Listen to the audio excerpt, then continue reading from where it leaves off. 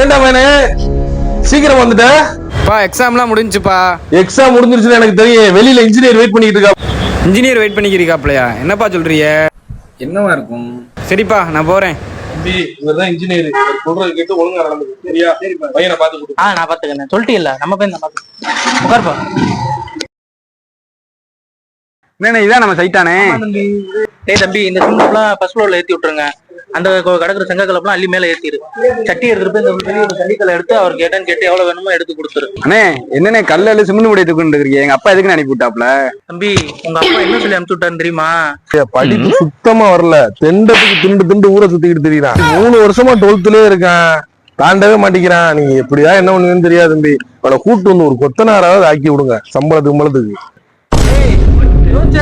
மூடையத்துக்கு மேல ஏத்துறாங்கல்ல. வாசமுள்ள ரோசாவ கட்டெரும்பு மொச்சு